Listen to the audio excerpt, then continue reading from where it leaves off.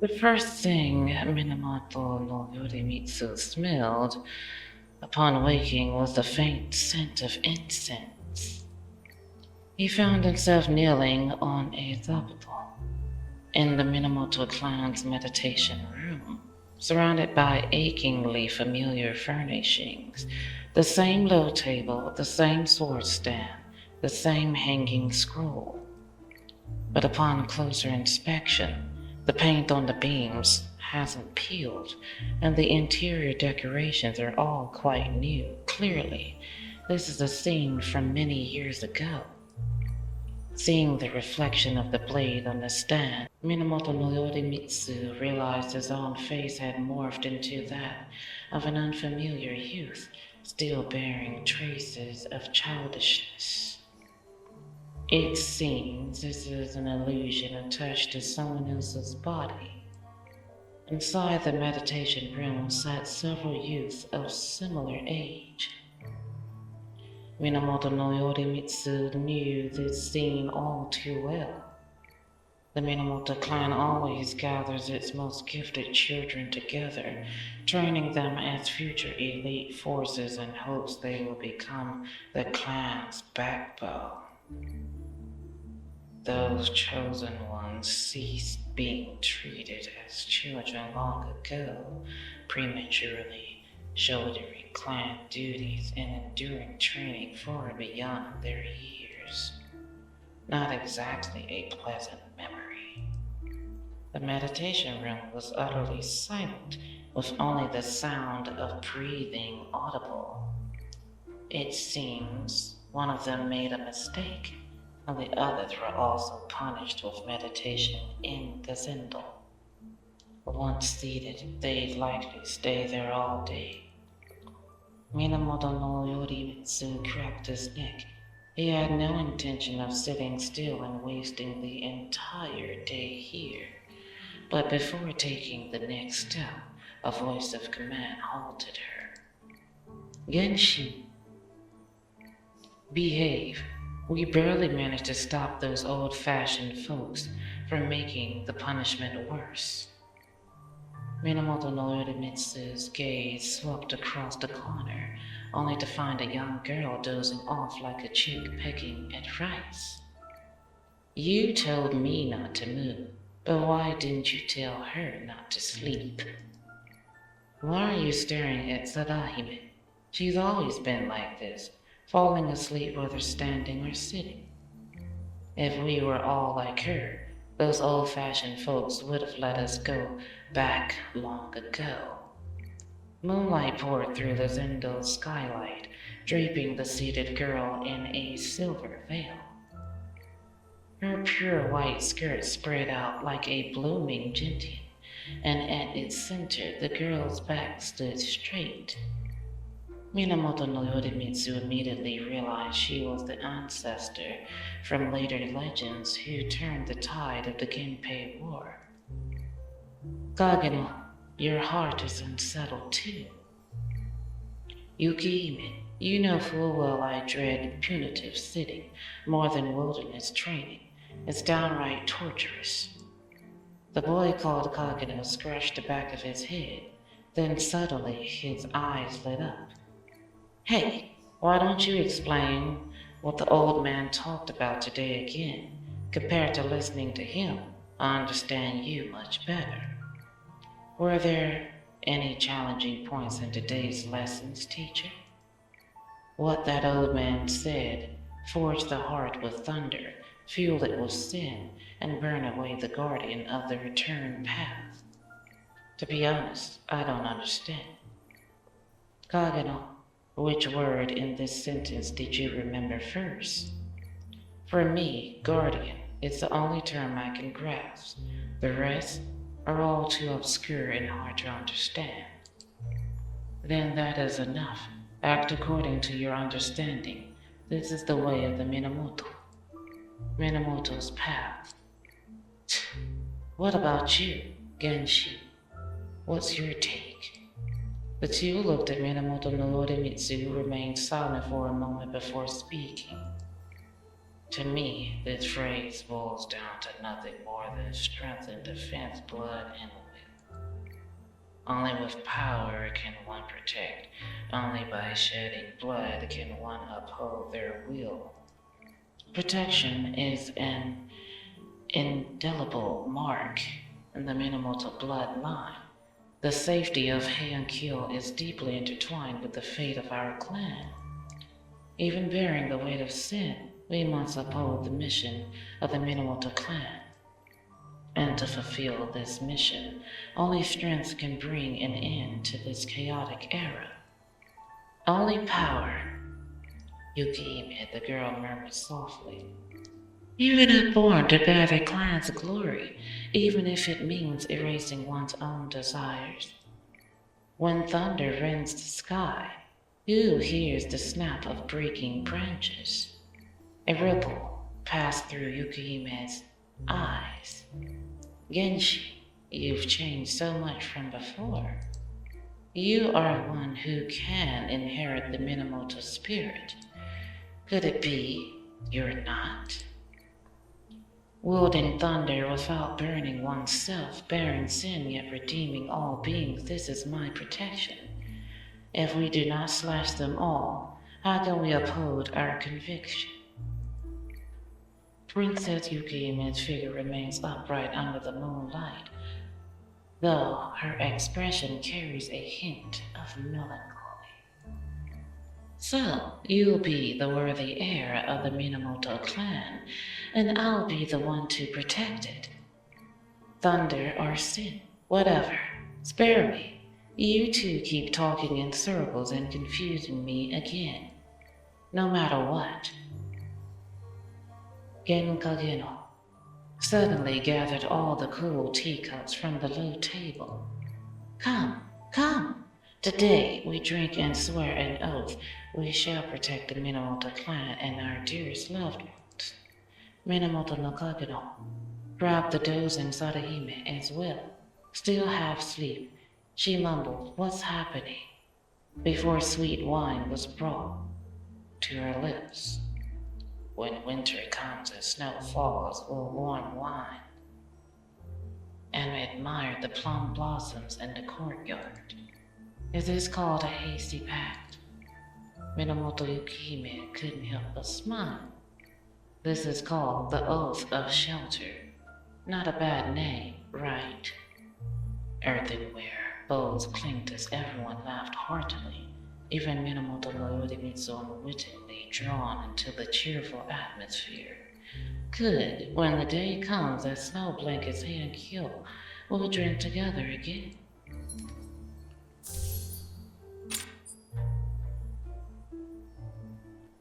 The scene before Minamoto no Yorimitsu shattered and reassembled, transforming entirely into a different sight. At this moment, he, or rather, the owner of this body, Genshin, lay on a blood-soaked bed with someone constantly changing his bandages, yet the blood stained roll after roll, and the foot of the bed piled up with bloody bandages. Ever since Sister Sada went to the battlefield, she hasn't had a proper night's sleep. Now she can finally rest peacefully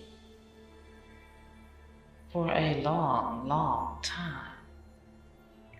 Sister Yukihime, I never forgot the days spent with everyone.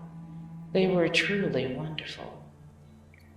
If this war hadn't happened, what would things be like? Sister Yukihime, will you pray for me too? Yuki goes and tightly held Genshin's hand until it turned as cold as the snow outside. All things fall silent. After Minamoto no Shin's chest ceased to rise and fall, Minamoto no Yorimitsu felt an overwhelming force of inversion. He was expelled from Genshin's body, floating midair as a spirit. And the state of a spirit is most prone to attracting unwanted things. How intriguing, demons lingering in illusions. Then I'll deal with you first.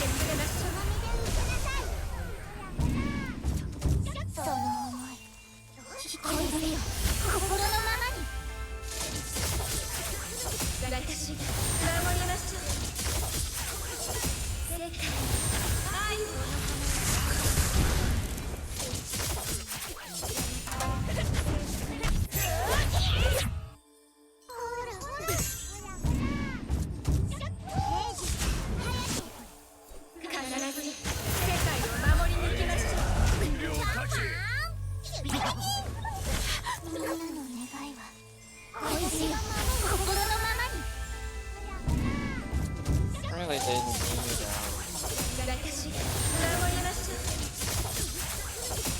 but since it's hard mode, I just chose Imasubi just in case. I really could have kept Shiki.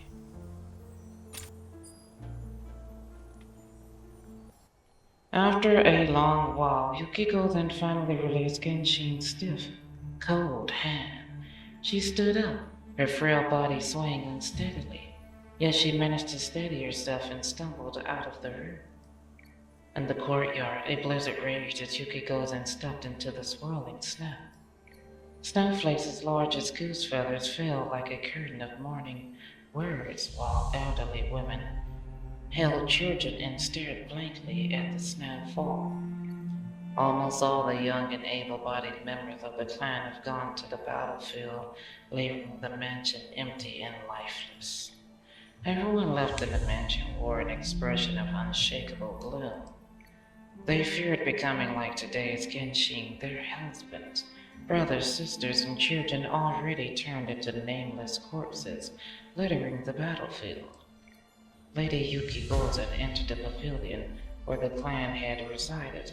At the center of the room lay a massive sand table, and upon it the blue flags representing the Minamoto were scattered and broken. Yuki Gozen kneels on the ground. Minamoto Yukime, requesting permission to engage.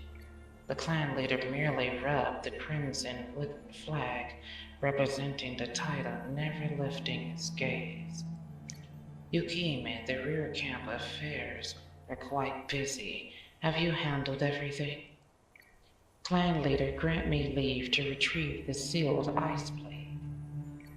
Tomorrow, another ritual to pray for the soldier victory will likely be held right. I do not wish to see the Minamoto clan perish in this war, nor to watch Hankyo fall into flames.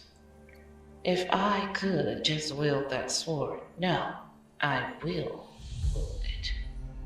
The clan head pondered for a long while before finally speaking. Yukime, you're mistaken. The front lines may be intense, but do you know what the soldiers there truly need? What they need is faith in victory. When soldiers know a powerful shrine maiden is praying for their safety and triumph, it will be their greatest emboldenment. And now everyone in the Minamoto estate is restless with anxiety. They need something to anchor their hopes. This is hardly a difficult concept to grasp. From the very first day, Yuki Gozen became the head of the Shrine Maidens. She understood the essence of it all. Or, Lady Yukihime, have even you begun to distrust me, believing the Minamoto clan is about to fall? I never doubted that Taida no Masakado was leading the Taida to ruin. The Minamoto will not fall. But I doubted you, Yukihime. The clan leader's voice suddenly became as withered as an autumn leaf, something Yuki Gozen never expected to hear from him. If the Minamoto clan truly falls, you will be the last line of defense, whether the Minamoto can preserve even a spark of hope. Moreover, the sealed ice blade carries a powerful curse, and many Minamoto elites have already paid with their lives attempting to wield it. It's not that I Distrust you? But what if you truly can't endure the backlash of the ice blade? The minimal decline can't afford any more losses now. The clan leader's sigh was long, his figure having aged so much without anyone noticing. Yukiko then retreated into the snowy courtyard and closed the master's door, shielding his weary and despairing figure from view. No one knew how long she had stood in the snow, but it had piled high on her shoulders. Tomorrow, we must also hold the requiem prayers for Minamoto Moshi. Lady Yukiko's murmured. Like snow blanketing the courtyard, he buried all her emotion and thoughts beneath this relentless storm.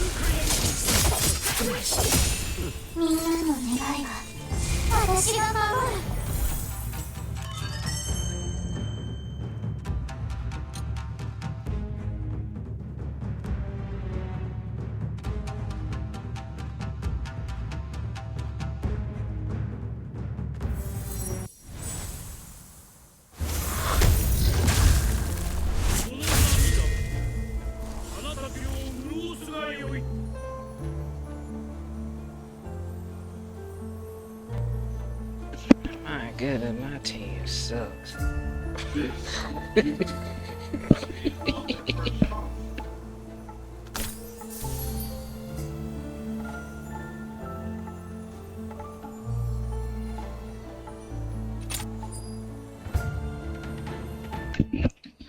Yeah, now I got noise in the background. I can't help it. Oh well. Yudamasa had regained consciousness for a while now and quickly grasped his predicament. At that moment, he trudged unevenly behind a minimal squad, the towering ancient branches above weaving a dense net, slicing the daylight into scattered patches. This is a rather peculiar team, mostly composed of frail women and children. The escort team consisted of a few young shrine maidens and several sturdy servants, with Fudomasa's consciousness currently residing in a servant named Asu. At the vanguard, a crimson cloak flickered in the gloom, none other than Yuki Gozu. She paused occasionally to count heads, checking if everyone could still endure the journey out of the dense forest. I wonder how Kagura is doing, whether she's also experiencing a memory of a shrine maiden sword saint like me. I hope the memory she's in is safe, free from danger. Same and Yapukuni, I doubt they need my concern. With their skills, they've probably already escaped and are searching for me. Minamoto no Yorimitsu, whatever. That guy can do as he pleases. It'd be even better if he's reliving his worst memories. Luckily, Kaku was left behind to guard the courtyard. But, leading such a team through such treacherous terrain, why did Lady Yukiko-zen choose this path? Amidst swirling thoughts, Yuromasa spotted a familiar figure among the procession of young shrine maidens. That figure looks exactly like a miniature version of Yotohime. Yuromasa instinctively quickened his steps toward her. The girl turned immediately, only relaxing when she saw it was the servant Asu. It's Akira. Is something the matter? Just wanted to ask. This path is too tough. Everyone's barely holding on. Why did we choose this route? Nagi sighed. Didn't you hear, while packing, the clan head sent urgent word from the front line. We must evacuate the state at once. Because the Genpei War. Genpei War. Did you name it? Quite fitting. Though the family head didn't explain the reason in the letter, everyone could probably guess why. Most likely, the battle is intense, and the flames of war are nearing our clan. So we're taking this path to avoid the tidal Orman. Of course, if there were any other choice, do you think Lady Yukiko then would let everyone suffer like this?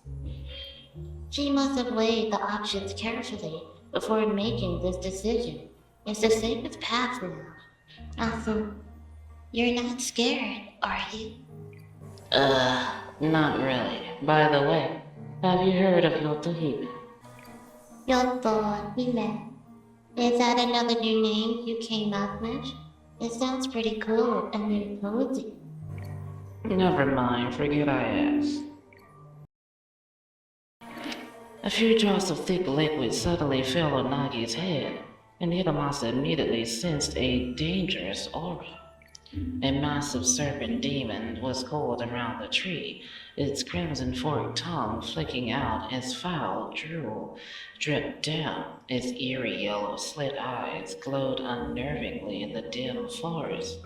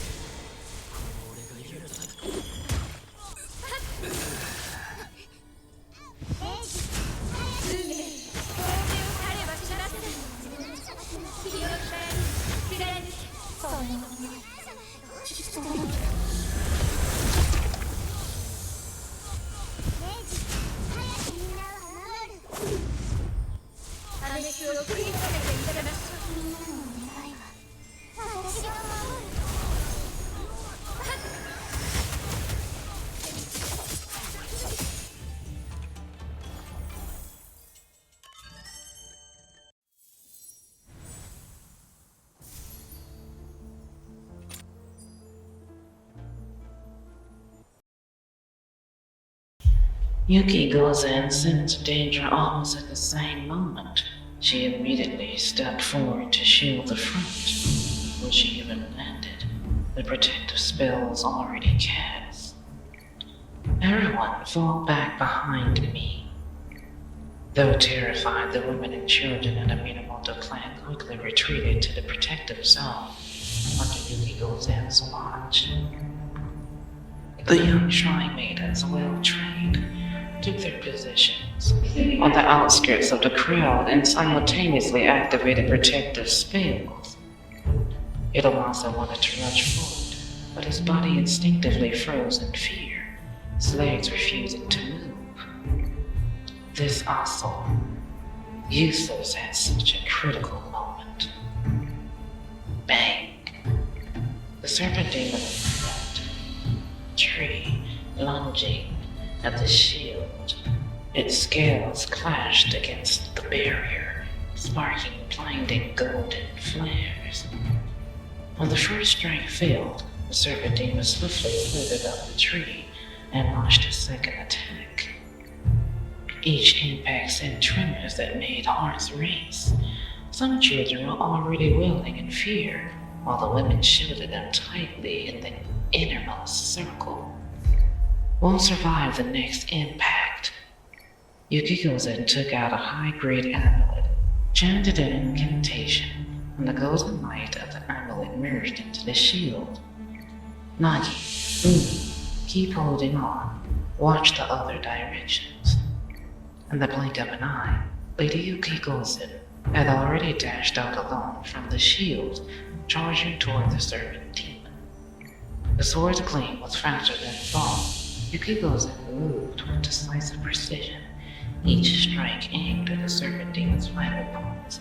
Before one move ended, the next followed, leaving the serpent demon no chance to react. What incredible swordsmanship! With another strike, Lady Yukiko-zen sliced through the serpent demon's fangs like mud. The creature shrieked and vanished into the canopy. Nagi drew her sword to give chase, but Yukiko-zen grabbed her collar mid-air and swiftly carried her back into the protective barrier. The next moment, a dense black rain poured down from the sky. No, this isn't rain. These are countless tiny black snakes. Cracking sounds erupted from the treetop as the serpent spirit's scales burst apart, its body fragmented into countless smaller snakes that swarmed the barrier, swiftly engulfing it in darkness. The threat level escalated abruptly. The women and children closed their eyes in despair, while the young shrine maidens had already drawn their blades. Lady Yukiko-zen, we are ready for battle. Prepare the teleportation array. With almost no hesitation, Yukiko-zen swiftly reassessed the situation before her. No, the reason we didn't use the teleportation array from the start was that there are too many people that will drain your spiritual energy excessively. Nagi's reaction was quite violent. You can't keep exhausting yourself like this. This is the best way, Nagi. Lady Yukiko-zen's expression remained calm, leaving no room for argument. I won't let any of you come to harm. What about you? Nagi nearly shouted. But Lady Yukiko-zen already stepped beyond the shield. She needed to cast her spell outside the formation to confirm whether everyone had been transported to their destination. Nagi tried to follow, but Yukiko-zen already activated the teleportation array, making the barrier impact. In the final instant before the magic circle's light engulfed the sword, what Nagi saw was Yukiko-zen stood alone in the black storm, her white hair scattered by the raging wind like a tattered banner.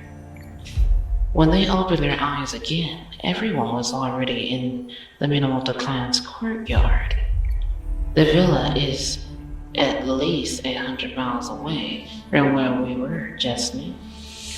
Lady Yukiko-zen actually teleported so many people this far in an instant. Nagi anxiously searched for Yukiko-zen's figure, but she was nowhere to be seen in the crowd. Why hasn't she returned yet? Nagi's voice trembled on the verge of tears.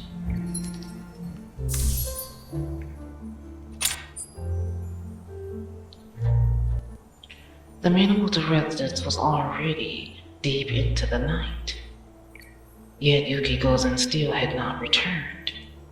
The women had already tidied the annex and quietly settled the children. Yet no one extinguished the lights in their rooms. Though exhausted today, not a single soul truly slept. Everyone silently waits for Yukiko-zen, hoping this lit lantern will guide her home. The little shrine maidens gathered at the shrine, kneeling for so long, they lost count of their prayers to the gods. In the past, it was always Lady Yukiko-zen who prayed for all of them. Today, the little shrine maidens prayed fervently, over and over, for Lady Yukiko-zen's safe return. But among the praying shrine maidens, one figure was conspicuously absent. You'd almost have found Nagi sitting on the steps of the annex gate. Clutching her wooden sword, she stared intently toward the dense forest, alert to every rustle in the wind. Nagi, you wouldn't secretly return to the dense forest, would you? Hiramasa confirmed with Nagi once more, having worried all day that she might charge back to the dense forest alone. I can't wait to rush back right now. But I won't. She sent me back to protect everyone, and I'll do just that until she returns. Why don't you pray with everyone else? I don't believe in this. Nagi drew out her swords and thoroughly spoke after a long pause. She didn't believe it either. Surprise, the head priestess of the Minamoto clan. Yet she refused to believe. She trusted only herself. So she must bear all responsibilities, think most thoroughly, make the right choices, and ultimately protect everyone. But she often forgets she is not a god, she is just immortal. To achieve all this, she has been overdrawing her own life. Sometimes I really hate this. Nagi's childish face looked unexpectedly lonely under the moonlight. I hate how she refuses to be selfish. Hate how boundlessly she loves everyone. Hate seeing her protect others in ways that nearly destroy herself. In that instant, for some reason, Hiramasa sees black mist rising from Nagi's body. Is this her inner demon? Inner demon? Hiramasa realized he had unknowingly spoken his thoughts aloud just now. Ah, what I mean is perhaps Lady Yukikozen has some unresolved feelings. A heart's knot, is it? I've heard of it from the elder. When Lady Yukikozen was very young, she went on an outing with her companions. But along the way, they encountered formidable demons. While awaiting reinforcements, Lady Yukikozen exhausted every possible means to hold them off. But back then, she was still quite young. Relying on her alone was far from enough, so a girl named Uncle suggested everyone join the fight together. Everything went smoothly after all. We're all children of the Minamoto clan. Not every child can remain as composed as Lady Yukikozen. The slightest oversight could lead to irreversible consequences. In the end, this incident claimed the life of a Minamoto child. That child was Kyoko. For a long time after, Yukikozen blamed herself for Kyoko's death. She failed to make the right judgment. She wasn't strong enough. Thus, she drove herself even harder, relentlessly training beyond her physical limits. But how exhausting must it be to carry everyone on your back while running? How long must she keep running along like this? A familiar, delicate fragrance suddenly emerged, cool, gentian lace with the scent of blood. Yukikozen fell before the gate like a white bird with broken wings, her robe stained with blood. At this moment her face was drained of color, her lips pale. Sister. Like a lightning strike, the courtyard erupted into chaos, yet everyone moved with a strange order amidst the disorder. Some went to prepare hot water for washing. Others fetched medicinal herbs for treatment. Suppressed sobs intertwined with cries of overwhelming joy. Lady Yukikozen lay in Nagi's trembling arms, watching everything with a calm smile. Why is it raining? Yukikozen said gently. Tear after tear fell upon Yukikozen's cheeks. Stop crying. Yukikozen's words were faint. With great effort, she raised her hand and carefully wiped away Nagi's tears bit by bit. You're cuter when you talk back to me. I'm not cute at all. Nagi pouted, sniffling. I hate you. Then it seems you have to keep hating me for a long while yet. The people in the courtyard gathered around, all eager to lend a hand. The lantern light flickered, and the gentian flowers in the courtyard rustled softly in the night wind. Tomorrow should be a very good tomorrow. Oh my goodness, glad that's over.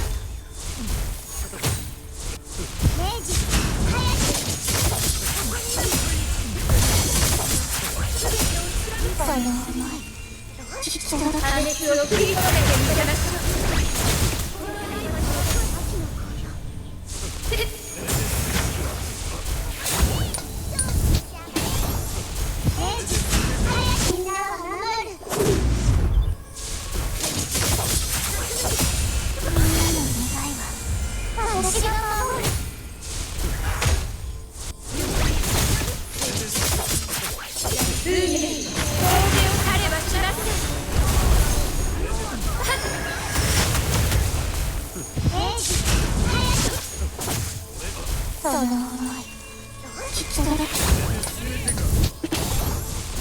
イジ早く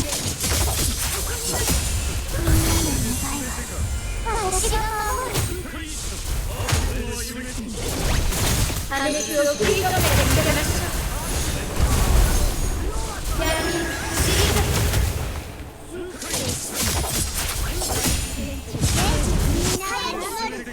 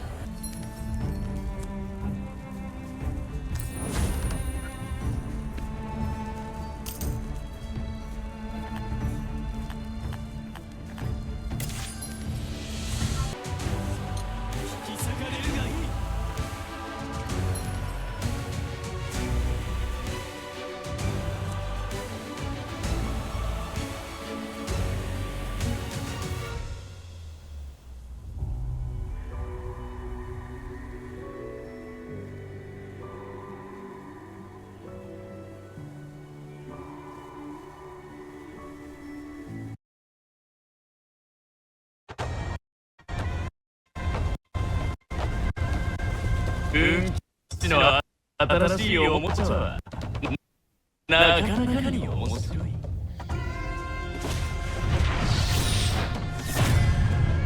嘘を見破り謎を解き、その先で俺の最後の手札がお前を待つ。Wow, I get the goat or sheep man.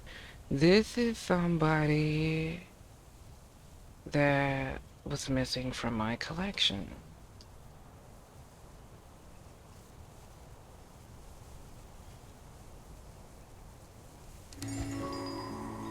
Finally, so now I don't have to shard him. Yay!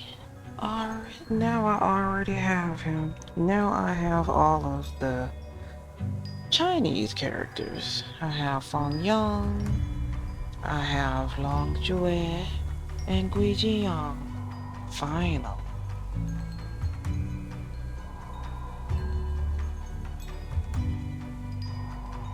Time to flex.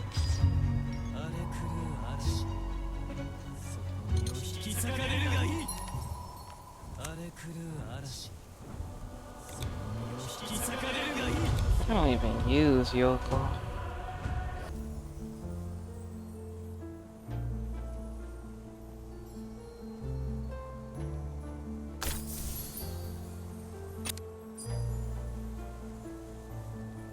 The scorched earth still radiated blistering heat, the air thick with the scent of charcoal and flesh. Yabikuni's consciousness now resided in a Minamoto medic, trailing the squad as they searched for survivors in a ruined village. Yukiko then led this very team. Such a young shrine maiden, yet her heart is as unfathomable as a deep pool.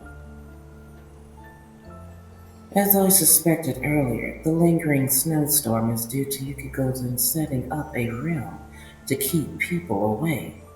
The realm bears traces of two opposing spells locked in battle for a century. Who knows what Lady Yukikozen has endured all these years? This scattering of memory shards is like a person's consciousness fading before death, truly not a good omen. The others are probably in the same situation as me, dropped into a fragment of Yukikozen's memory. Yabikuni suddenly realized something. Could it be that this is actually Yukikozen's way of saving herself? Let us search for the key within her memories, helping her gather the scattered fragments back together. Not far away, Yukigozen was speaking with Minamoto's soldiers. Have you found out? Judging from the wounds left on the remains, it appears to be the work of a transformed human. Why wasn't this village listed in Minamoto's patrol records? There are always villages like this, unwilling to trust the Onmyoji, or harboring other intentions, thus rejecting the aid of the Minamoto clan. The flames here won't subside anytime soon. Fall back to a safe zone for now. Lady Yukigozen, won't you come with us? I'll make another round of patrols. Yes, my lord. I'll go with you. Yalbukuni approached, and with Yukigozen's solid consent, the two ventured deeper into the village once more. As the soldier reported, no living breath remained. The encroaching flames roared louder, wooden beams crackling in the rooms. Yukigozen suddenly heard the wind. She halted, carefully sensing the subtle shifts in the surrounding currents. Not the wind, just the sound of breathing. Yukigozen's gaze locks onto a ruin.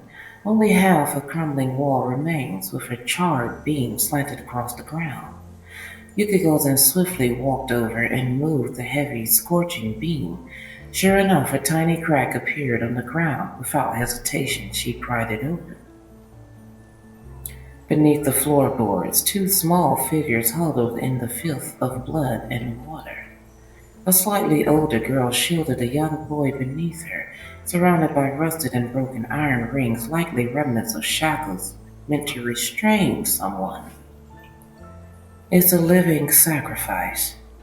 Yalbukuni knew this scene all too well. In her long years, she had witnessed such things countless times. Some villages offer regular tributes to nearby demons for protection and peace. And there's a game based on this that got let's see, this game got revamped and it's called Fatal Frame, where I think it's about two girls that are offered up as a living sacrifice. Like, also, you can go watch the anime Hell Girl, because in one of those seasons, you find out that Hell Girl was actually a sacrifice. Like, they dressed her up, dolled her up, did their ceremony, did their ritual, and I remember them burying her alive, and now she's some sort of hell girl that leaves behind these dolls for people. Like, when you summon her, if you remove, and this is like a real ritual in real life, like, that's been banned, because if you like nail a straw doll to a tree, that's like something really bad. And the case, let's see, one of the last cases that I saw was the man did it at a shrine temple in Japan with nailing a straw doll, and it looked just like that doll, that straw doll from that anime. Except the only difference is in the anime they attach a red ribbon. If you take away the red ribbon, then you know exactly where you're going. Like, Hell Girl gonna show up. They gonna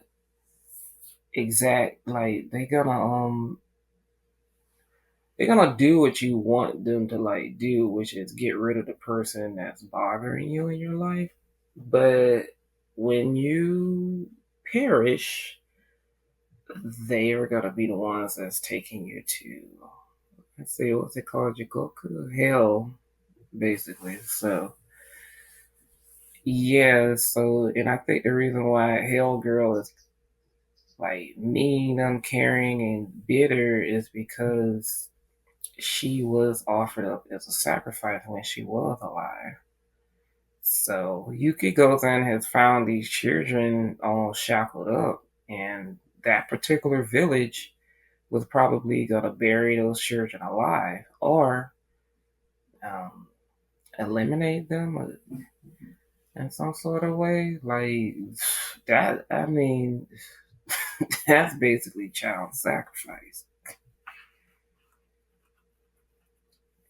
And in a way, that's still going on today. So go watch the movie Nefarious. I don't think I'll say any more because I know I'll be posting this up on Discord.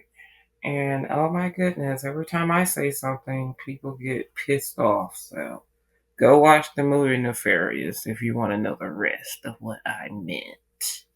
Anyway, back to the story. Yuki goes in and tries to carry the two children out, but the girl, like a startled beast, suddenly bared her teeth and let out a threatening growl from her throat. Wait a minute, is this like on some Naruto type of stuff where they put the kitsune yokai inside of Naruto when he was a baby? Cause I don't know, that might be what Nagi is, like she got something inside of her. I don't know. We'll see. Only now could they see the boy in the girl's arms clearly covered in strange markings with demon horns growing from his head, already lifeless. Clearly he was the human turned yokai mentioned by the Minamoto Onmyoji earlier. That's messed up. At this point, the puzzle isn't hard to piece together. A brother and sister reduced to living sacrifices. The brother embraced demonization to seek vengeance on the villagers, but perished from the unbearable power of his transformation.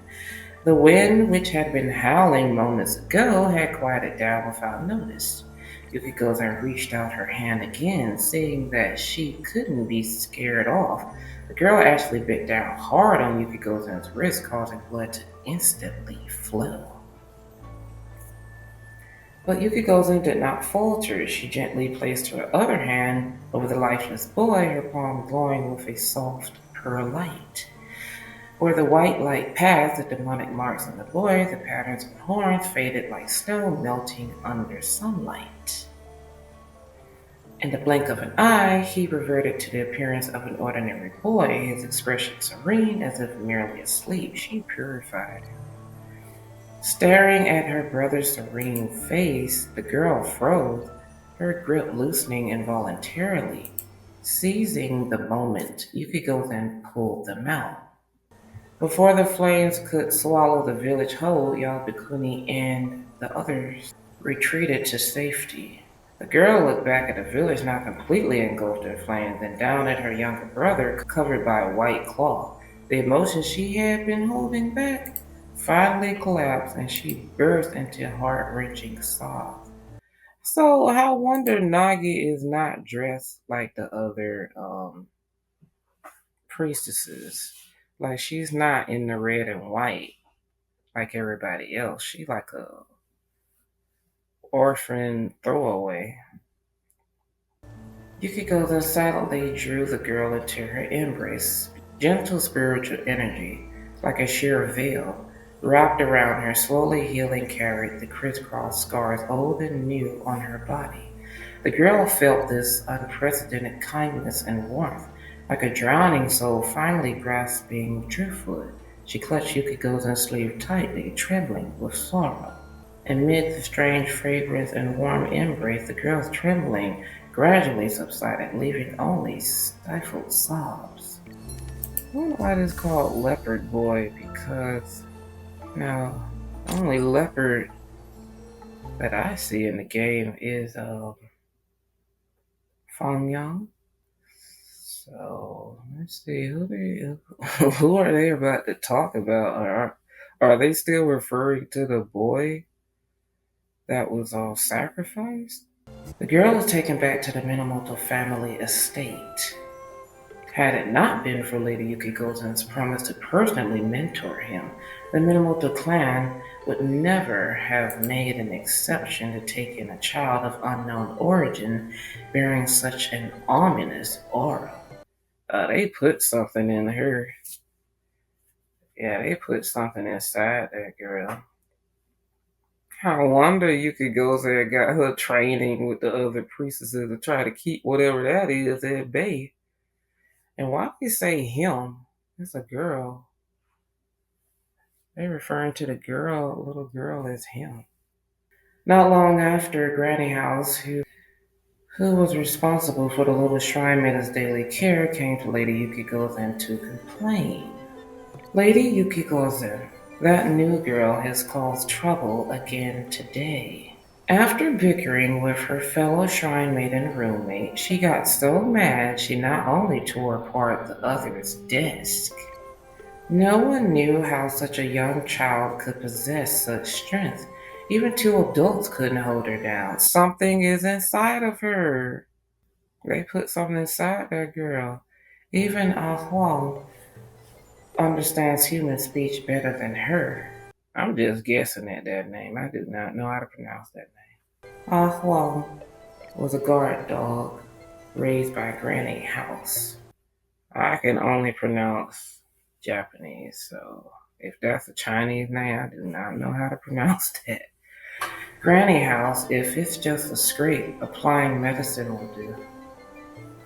But if the wound is in your heart, it takes a very, very long time to heal. Yukikozen found the girl on the old tree in the backyard. She learns quickly and understands all manners and rules well. Yet she still couldn't get used to the soft robes of a shrine maiden or the thickly padded bedding. More often than not, she preferred to stay alone on this great tree like a solitary little bird. You spent every dawn and dusk with this tree, but did you know it died once before? No wonder they spent so much time talking about the little priestesses. They spent so much time talking about the little priestesses and stuff because it was gearing up for this. I still feel like they could have solved that up though. I'm not sure. Though her tone remained stiff, the girl was clearly intrigued by the topic.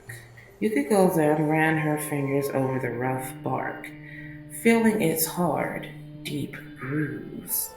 Once, a worm burrowed into a tree, gnawing and gnawing, but hidden inside, the damage was invisible from the outside. By the time it was discovered, the tree was nearly hollowed out. Everyone thought it wouldn't survive, but it endured an exceptionally harsh winter. Come spring, tender green buds sprouted from the withered trunk.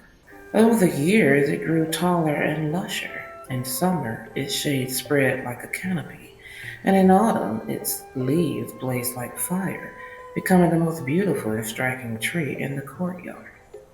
No one knows how it survived that winter. The snow fell, covering everything, all the scars, all the pain, smoothed over by thick white snow, as if everything had returned to blankness once more. And yet, on that blank sheet of paper, it rewrote its own life. You are no different. The last words were spoken plainly, yet gently. The girl's gaze no longer drifted toward the distant gray sky, but fixed firmly on Yukikozen beneath the tree. From now on, I'll call you Nagi. How does that sound? Yukikozen raised her head, her gaze gentle yet firm as she looked at the girl and spoke with a smile. The past fades like wind and snow. The future begins anew like fresh white.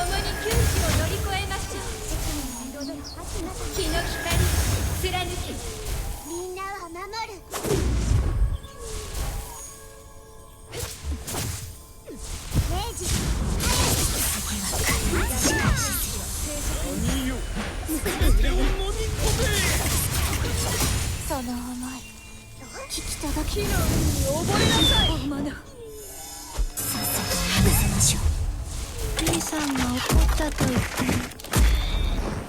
大物ありがたくよ明治早け必ず世界を守り抜きましょう共に窮地を乗り越えましょう次は必ず私が守りましょう思いの力しかいかない怪我しなさい次は明治早くみんなは守る次は必ずみんなの願いは私が守る次は次は必ず仕返しする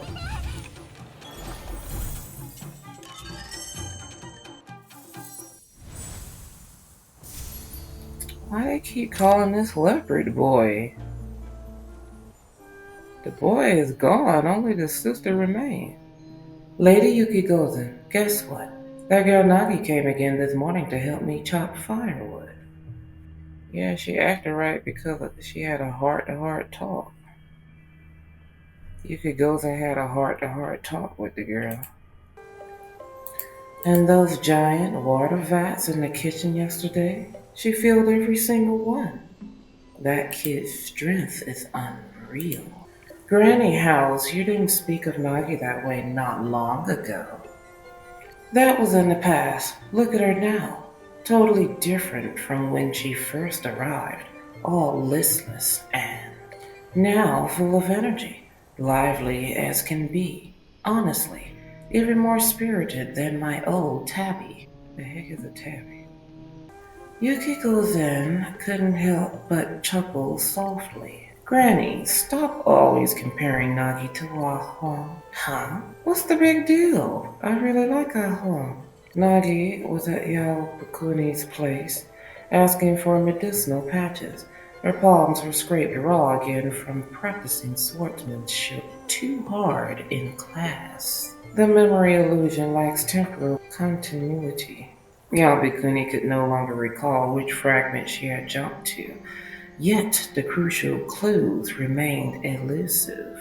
Even my divination can't detect anything unusual in this illusion. Strange.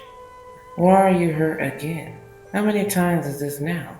Perhaps you're pushing yourself too hard. I just wanted to take first place. Didn't expect you to be so competitive. Who cares about being competitive or not? I just don't want to disappoint her. Look, because I trained so well in swordsmanship, Lady Yuki Gozen personally made this sword for me.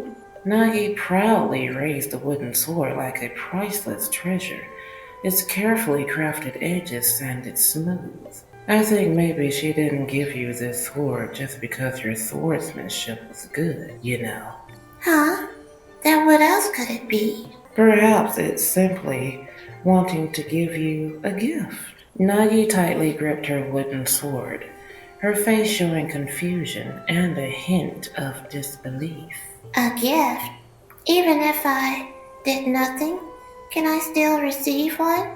Yabikuni fell silent. She understood. This child had grown up in such a place, never treated or raised as a human. Yeah, they raised up to be a sacrifice. Whether it was food or clothing, everything had to be fought for. In her heart, nothing came freely. Everything demanded a price. Yet, this is but a fragment glimpsed by Yalpakuni.